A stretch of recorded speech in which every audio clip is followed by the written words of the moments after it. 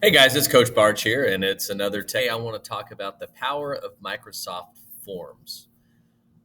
I use Microsoft Forms mainly to test and mainly to quiz, but there's a couple other things that we can do with Microsoft Forms.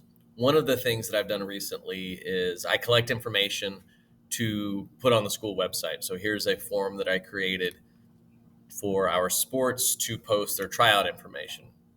I create the form, I put all the fields that I want, and then I share a link with the coaches that I need to share the links with, and that information comes back in a nice, organized manner.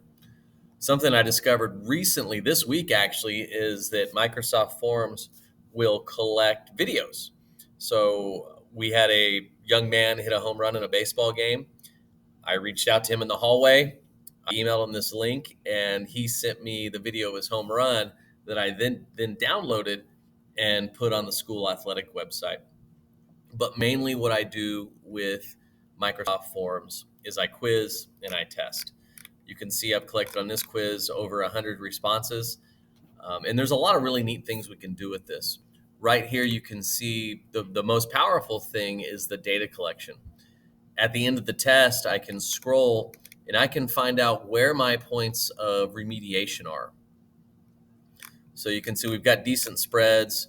This is a question right here that I'm going to want to think about remediating on and making sure we understand, what the concept is here. But you can see here that we've got some pretty decent spreads, and I can download. I'm not going to show you here because I don't want to hide I don't want to have to hide their information. But I could, when I click on this button here, I can see a list of all the students and the scores they made, or I can download them in an Excel. And if you know enough about Excel to be just a little dangerous, you can sort all that information by class period, by last name, by class period, then last name. You can sort by scores. And it makes it really easy to transfer these scores over to Schoology. No, I use Schoology 100%, but I still use this platform to test, mainly because when I share the test, I can create a link that I can put on my PowerPoint in class. That way, only my students who are in class can take the test. There's ways in Schoology around that, but they're pretty tedious and require you to select only the kids that are sitting in front of you.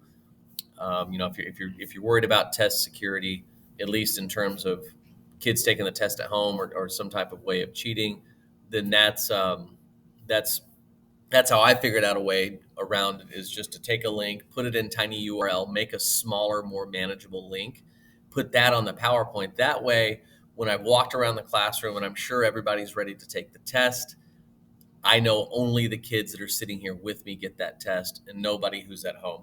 Let's talk a little bit about test security first. I've talked about data. So one of the things, and I did this when I was at Laverne before I had classroom computers, you can create a QR code, and I would take this QR code, put it in my PowerPoint, and the kids would scan it with their phones. And the way that I ensured test security there was they were not allowed to lean over their desks. They had to keep their phones flat on their desk. They couldn't use two hands, and they had to have one hand below their desk at all times, so that with the phone flat, I could walk around the room and be fairly certain that I had a secure test going on. But one of the other options when you create a test that helps it be more secure is when you write a question, you have the option right here to shuffle the options. So I shuffle the options on every question. Something else that's really cool is in the test settings, I can actually shuffle the questions. So I can give out a test where every version is different. So what you've seen here and what I do in all my tests, since I have multiple periods, is I always set number one class period.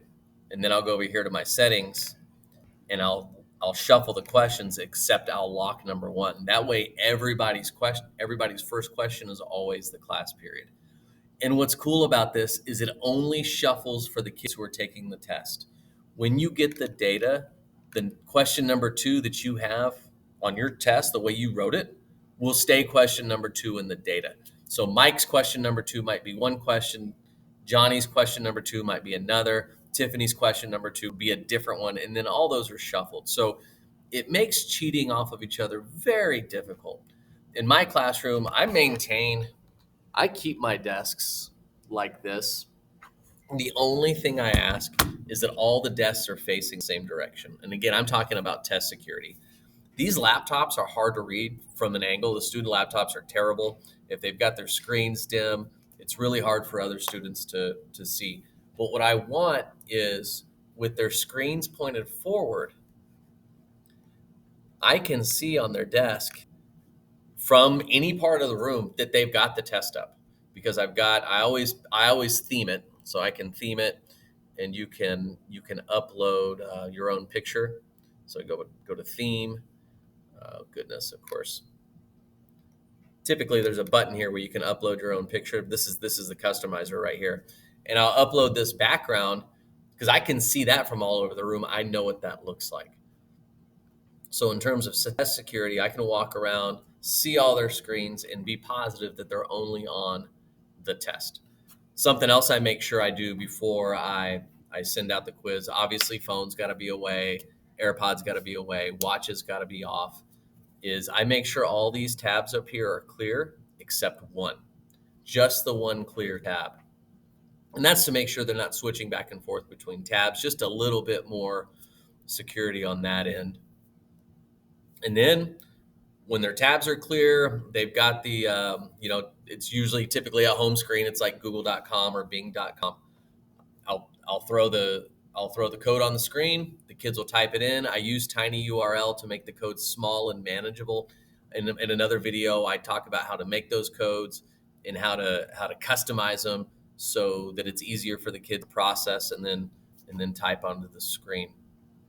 Now, the thing with this, if you're using Schoology, is the grades go straight into Skyward from there.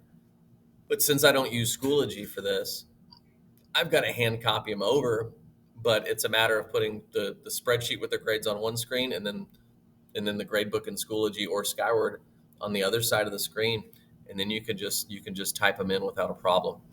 So, and then obviously the best thing is I never lose any papers. I don't have to go Scantron room. I don't have to make any copies. All of this is right here. It's easily editable. If I make a mistake on the test, say I spell something wrong, or one of the distractors is just not good, or maybe I chose the wrong answer on the key, I can just switch that up.